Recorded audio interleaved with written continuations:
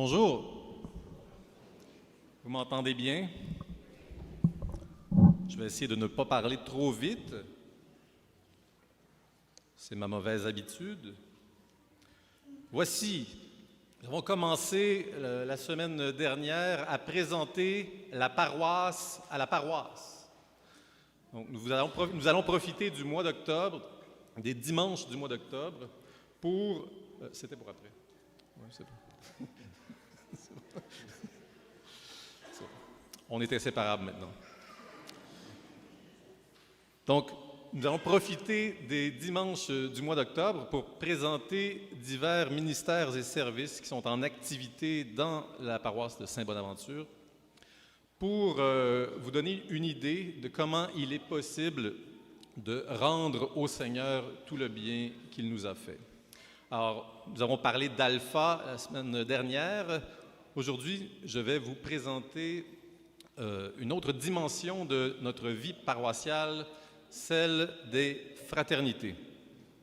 Avant de dire un mot des fraternités, j'aimerais dire un mot par ailleurs des lectures du jour. Nous avons eu de très belles lectures. La première lecture nous parle par ailleurs d'un juste qui se détourne et l'Évangile nous parle de quelqu'un qui répond oui au Seigneur et qui finalement se détourne et ne répond pas à l'appel. Alors, le sujet dont je vous parle aujourd'hui, les fraternités, on pourrait dire que c'est un moyen qu'on propose aux fidèles, aux gens qui fréquentent la paroisse, un moyen donc de ne pas se détourner. C'est un combat continuel, la vie chrétienne. On sait qu'on peut, quand on fait la rencontre de Jésus-Christ comme Dieu vivant qui vient nous toucher personnellement, on peut se donner un cap dans la vie, mais on sait aussi qu'on peut se détourner de ce cap. Donc, il y a une multitude de choses que l'Église propose pour garder le cap, entre autres, les fraternités. Mais qu'est-ce que c'est donc les fraternités? Ici, à Saint-Bonaventure, la meilleure façon pour peut-être expliquer de quoi je parle, simplement de dire que c'est la belle expérience d'Alpha continuée. Alpha, c'est quoi? C'est, comme je viens de le dire, à propos du cap, c'est quand on se donne un cap, on rencontre Jésus ou on redécouvre Jésus et on sait qui suivre maintenant, on sait dans quelle direction aller. Mais quand on rencontre Jésus, on s'aperçoit qu'on n'est pas seul à avoir rencontré Jésus d'abord, qu'il y a d'autres personnes qui marchent avec nous et souvent ça peut être même celles qui ont fait l'expérience d'Alpha autour de la table avec nous, des gens qui ont rencontré Jésus à peu près en même temps que nous. Alors la fraternité, ça sera se dire, nous avons commencé à vivre ensemble, simultanément, une rencontre avec Jésus, mais continuons à l'étape suivante. La rencontre, ce n'est que l'amorce d'une relation faite pour se dérouler tout au long de la vie. Donc, Alpha pour la rencontre, les fraternités pour la relation. Relation avec, évidemment, Jésus, relation qu'on va approfondir, mais aussi relation avec nos frères et sœurs qui nous ont été donnés en Jésus. Les fraternités sont actuellement dans une phase de restructuration. Il y a actuellement deux fraternités en activité, une qui a déjà une certaine existence depuis quelques années, une autre qui débute. Et d'ailleurs, à ce sujet, je vais vous présenter à la fin de ma petite intervention Carolina qui va venir faire un petit témoignage. Elle va nous expliquer comment il se fait qu'elle en est venue en quelques années à partir d'une situation où elle était plutôt éloignée de la vie de l'Église, à une situation où elle est engagée, en particulier ici, comme co-responsable d'une fraternité. Donc ça sera après ma petite intervention. Donc, concrètement, c'est quoi une fraternité? Qu'est-ce qu'on fait dans une fraternité? Je l'ai dit, on approfondit sa relation au Christ, on vit la fraternité, l'amitié spirituelle avec nos frères et sœurs chrétiens, mais quand, où, quand, comment, pourquoi? Bon, actuellement, nos fraternités se réunissent ici dans l'Église. On essaie de se donner un rythme régulier de rencontres. Idéalement, c'est 2, mais parfois, c'est pas facile d'avoir 2 semaines, des rencontres aux 2 semaines, donc on étire un peu. Mais l'idée, c'est d'avoir une présence régulière parce que, évidemment, l'idée même de fraternité serait compromise si la moitié du monde manquait tout le temps à l'appel. Donc, c'est un engagement qui est quand même exigeant, hein, si on pense qu'on vient déjà à la messe toutes les semaines. se dire en plus, à toutes les 2 semaines, prendre une soirée par semaine ou une après-midi, ou en tout cas pour se voir, c'est un engagement. C'est un engagement qui est une façon fort agréable, finalement, de vivre sa vie de chrétien. On a dans la vie chrétienne toutes sortes de façons de participer à la vie de l'Église. On a la messe du dimanche, comme aujourd'hui, mais la grande assemblée, vous le voyez bien, Patrice, à chaque semaine, qu'est-ce qu'il fait? Saluez-vous, saluez-vous, saluez-vous, saluez-vous, saluez-vous. Qu'est-ce qu'on veut faire? On veut créer des liens, on veut sortir de l'anonymat de la grande ville, on veut vivre la fraternité à l'échelle de la paroisse. Mais la paroisse, on ne fera jamais un partage. Si on commence à faire un partage de 3 minutes chacun ici aujourd'hui, on n'aura pas fini avant longtemps. Donc l'idée, c'est de se réunir en plus petits groupes, des groupes de peut-être 10, 15 personnes, où on prend le temps de chanter la gloire de Dieu ensemble. On se retrouve, on peut partager une petite collation, un petit dessert. On prend un temps d'enseignement, on écoute ce que l'Église a à nous enseigner à tel ou tel sujet, puis on fait un partage, on réagit. Et évidemment, on fait le lien, c'est essentiel, entre ce que l'on reçoit comme enseignement et ce que l'on vit. Hein? On veut que l'Évangile vienne irriguer notre vie. Donc, en gros, concrètement, ça ressemble à ça, des fraternités. Évidemment, il y a des responsables. Tout à l'heure, je parlais de Carolina qui est co-responsable. Il y a donc des personnes qui s'occupent de l'organisation pour que tout se déroule correctement et que tous puissent profiter de l'expérience de fraternité. Donc, mais les fraternités, vous voyez, c'est une sorte de communion ou d'union. Puis, on pourrait reprendre la formule d'Yvon Deschamps qui disait « les unions, qu'os ça donne ». Là, on pourrait dire « les fraternités, qu'os ça donne ». Les plus jeunes, vous ne savez pas de quoi je parle, mais les plus vieux, vous savez très bien de quoi je parle. Puis même, on a 2 syndicalistes ici, je pense eux, ils savent de quoi je parle quand je parle d'union. Donc, qu'est-ce que ça donne? J'ai déjà parlé de la fidélité au Christ qui est vécue dans la fraternité. Il y a 2 autres choses aussi qui sont intéressantes. La fraternité, c'est une occasion de connaître Jésus, de connaître les autres, mais aussi de se connaître. Non, c'est un lieu d'appropriation de soi, de qui l'on est comme chrétien. Surtout quand on débute dans la vie chrétienne, on a besoin d'apprivoiser cette réalité, on a besoin de se découvrir comme chrétien, on a besoin de découvrir ce que l'on peut apporter à la communauté. Donc, c'est un lieu de découverte de ses talents naturels, mais aussi de ses charismes, des dons qui sont faits par l'Esprit pour qu'on contribue nous-mêmes à construire l'Église. Donc, c'est un lieu d'appropriation de soi, mais c'est aussi un lieu de décentrement de soi. Toute vie communautaire, toute vie de groupe, dès qu'on commence à être 2, on commence à se décentrer. Mais c'est la même chose aussi pour les fraternités.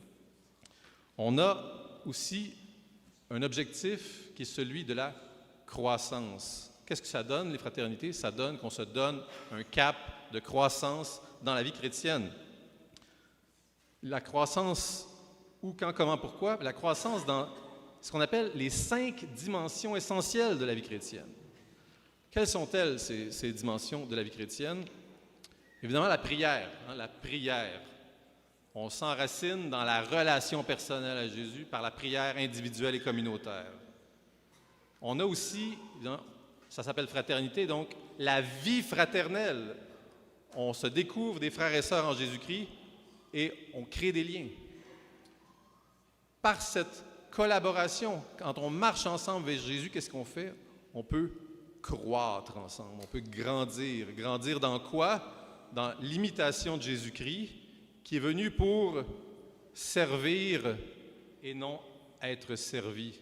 Il sert. Vous voyez, il prie, le gars qui est dans la fraternité, ou la fille, vit la vie fraternelle, grandit, sert, et la meilleure façon de servir, c'est pas juste de ramasser des boîtes par terre, c'est de donner la parole à Dieu. Donc là, je ne sais pas si Patrice a remarqué, mais non seulement on a ici une explication sonore, mais on a un visuel. OK? Là, je pensais vous le faire, mais le temps passe. Donc, mais la prochaine fois que je reviens ici, je vous fais faire la gestuelle, d'accord? Allez, j'en suis où dans le temps, Patrice? Tu le sais plus? Disons aux 2/3. Concrètement, donc, on est appelé à la croissance dans les 5 essentiels. Et ça, je sais pas, peut-être on pourrait avoir l'énoncé de mission. OK? Je ne sais pas si vous avez déjà remarqué, on répète ici fréquemment l'énoncé de mission, hein, favoriser la rencontre personnelle avec Jésus, hein, pour provoquer une explosion de l'Esprit Saint dans nos vies, en tout cas une œuvre de l'Esprit Saint dans nos vies. On veut que l'Esprit Saint agisse. Et il agit comment? De maintes façons, à travers une communauté fraternelle et joyeuse, qui a pour résultat quoi? Que chacun se sent investi de la mission d'aller vers ses frères et sœurs, d'accueillir toute personne qui est ici en visite, comme si elle était envoyée de Dieu. Et je ne sais pas si vous avez remarqué, mais dans cet énoncé de mission, il y a l'idée sous-jacente de croissance. Ça commence par quoi? Ça commence par favoriser la rencontre de Jésus. Ça commence par découvrir que Jésus est vivant. Les écailles tombent, je vois, il est vivant. Et comme je disais, c'est le début, c'est la rencontre qui permet la relation à Jésus, aux frères et sœurs. Et à travers cette communauté fraternelle et joyeuse, on grandit dans l'Esprit Saint et on grandit vers une maturité spirituelle. On est toujours en chemin, mais on veut grandir en maturité. Comment ça se traduit, la maturité? On le sait, biologiquement, la maturité, ça se traduit par la capacité de transmettre la vie. Mais spirituellement et analogiquement, c'est la même chose. On devient de plus en plus mature spirituellement quand on participe à l'œuvre de l'Église qui veut donner la vie spirituelle au monde. Donc, on est embarqué dans une aventure, vous et moi, ici, dans cette paroisse, dans toute l'Église, où nous travaillons à faire naître des chrétiens, à faire grandir des chrétiens et à porter des chrétiens à maturité. Et la maturité, ça se traduit comment dans la vie chrétienne? Par l'acquisition du Saint-Esprit, par la puissance de Dieu qui œuvre à travers nous. Donc il y a, c'est mon petit bonheur de faire des rimes ici que je mets de l'avant, une naissance, une croissance et une disponibilité à la puissance de Dieu. Donc c'est ce qui est proposé dans l'énoncé de mission, c'est ce qui est proposé dans diverses activités, c'est ce qui est proposé ici à chaque dimanche, mais c'est ce qui est proposé aussi dans la fraternité.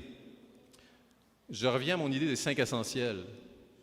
Nous avons donc une croissance à faire dans les 5 essentiels de la prière, de la fraternité, de la croissance, du service et de la proclamation, de l'évangélisation.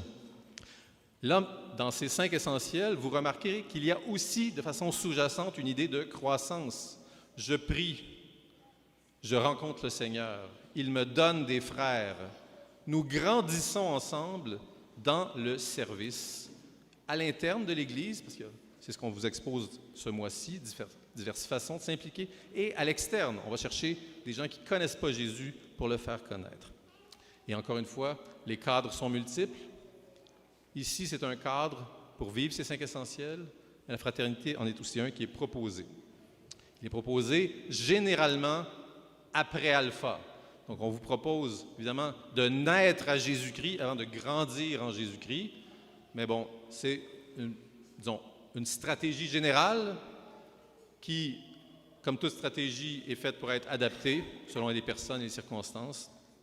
Mais c'est le but, une rencontre dans Alpha, une vie fraternelle dans les fraternités, un engagement dans les services et une participation par notre présence ici et par tout ce qu'on fait à la mission d'évangélisation. Et finalement, qu'est-ce qu'on peut espérer de ces fraternités? On peut espérer quelques fruits, des fruits essentiels, la sainteté personnelle, la vitalité communautaire, et voyons un peu grand, la gloire de Dieu et le salut du monde. Voilà. Donc j'aimerais maintenant inviter Carolina à venir dire un petit mot. Très brièvement, elle va nous dire quel a été son itinéraire dans les derniers temps. Comment il se fait que maintenant elle est en responsabilité dans une fraternité. Merci, Carolina.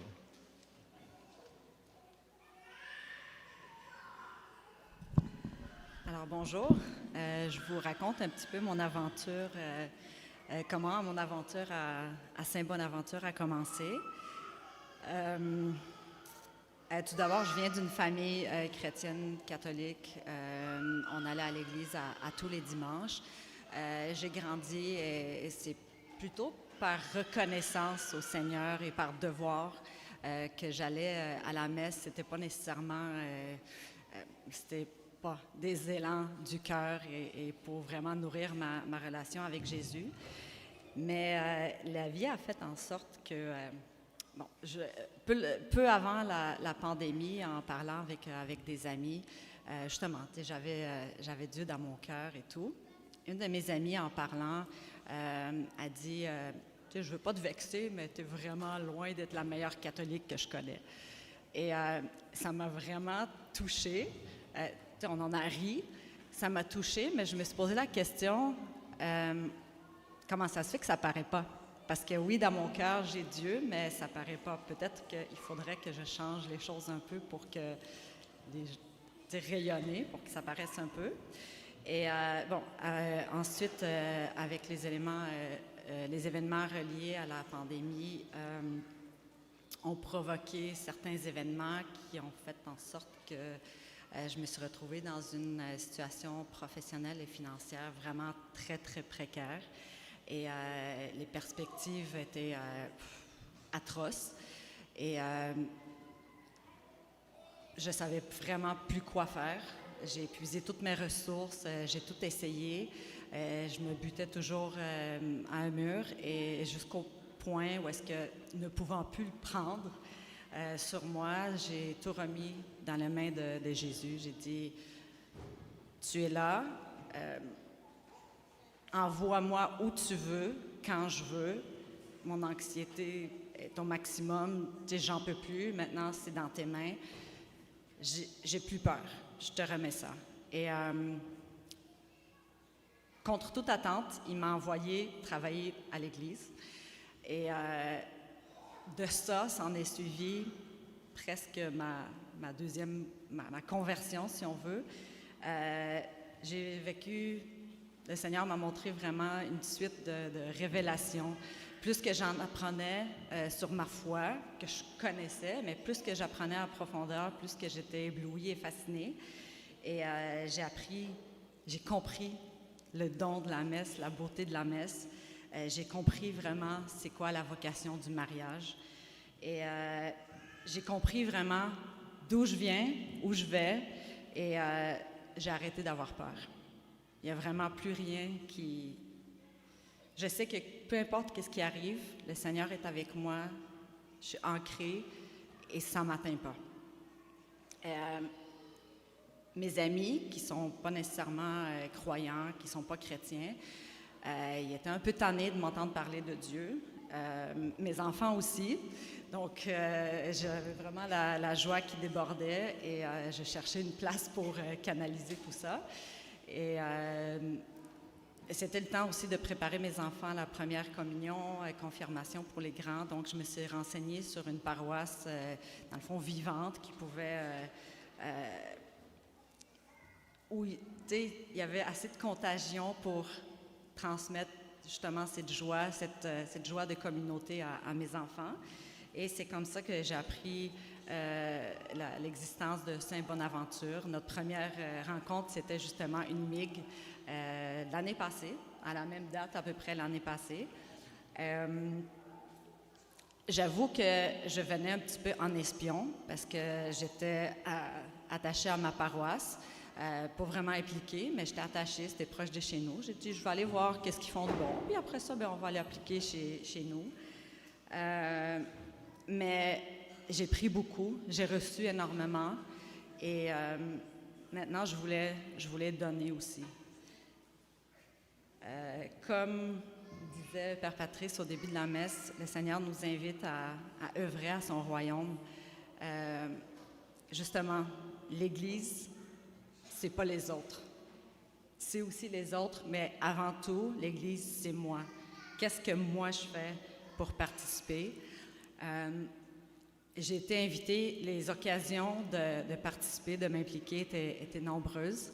Et je désire justement bâtir le royaume de Dieu. Les cours Alpha répondaient aussi à mon besoin de justement parler de Dieu, partager à propos de Jésus. J'ai appris énormément. Et suite à ça, on ne veut pas arrêter l'expérience. Donc, c'est comme ça que notre fraternité s'est construite. C'est vraiment par désir de continuer et de croître et de justement apprendre encore de nouvelles choses, de s'inspirer pour vivre l'Évangile au quotidien et rayonner et la transmettre à l'extérieur. Encore une fois, comme on le répète souvent, un chrétien seul est un chrétien en danger. Vraiment, quand on se réunit pour partager notre foi, pour croître ensemble, je crois que les fruits peuvent être vraiment nombreux. Donc, c'est pour ça que je vous invite à vous impliquer ou à participer. Merci.